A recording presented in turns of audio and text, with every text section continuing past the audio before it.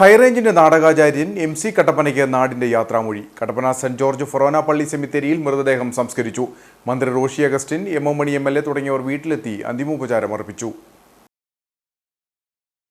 സംസ്കാര ചടങ്ങിൽ രാഷ്ട്രീയ, സാമൂഹിക, സാംസ്കാരിക പ്രവർത്തകർ ഉൾപ്പെടെ നൂറുകണക്കിന് ആളുകൾ പങ്കെടുത്തു.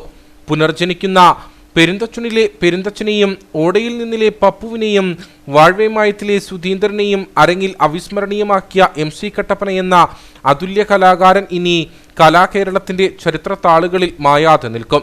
അടിയന്തരാവസ്ഥക്കാലത്ത് മൂവാറ്റുപുഴ സബ് ജയിലിൽ തടവിൽ കഴിയുന്ന കാലത്താണ് ഉള്ളിൽ ഒളിഞ്ഞുകിടന്ന അഭിനയ വാസന അദ്ദേഹം പുറത്തെടുത്തത്. ജയിൽവാസത്തിന്റെ വിരസത മാറ്റാൻ സഹപ്രവർത്തകർക്കും സഹതടവുകാർക്കും മുമ്പിൽ പല കഥാപാത്രങ്ങളായി പകർന്നാടി.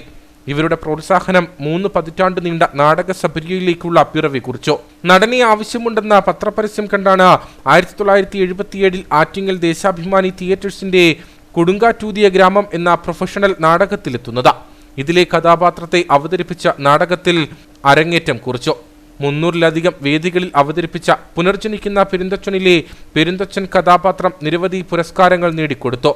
പിന്നീട് തിരുവനന്തപുരം താസ്കിന്റെ ഓടയിൽ നിന്നിലെ പപ്പുവും വാഴ്വേമായത്തിലെ സുധീന്ദ്രനും MC-യിലൂടെ വേദികളിലെത്തി. ഇതിനിടെ സംവിധായക കുപ്പായവും അണിഞ്ഞു. ചങ്ങനാശ്ശേരി അണിയറയുടെ ആദ്യകാല ഹിറ്റുകളെല്ലാം അണിയിച്ചൊരുക്കിയത് MC കട്ടപ്പനയാണ്.